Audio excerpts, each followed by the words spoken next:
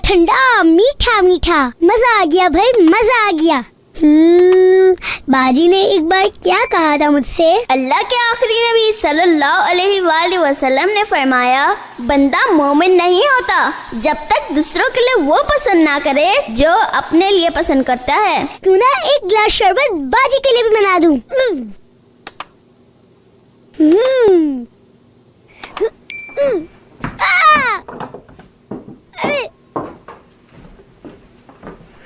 हाय, क्या क्या क्या ज़लज़ला आ रहा है।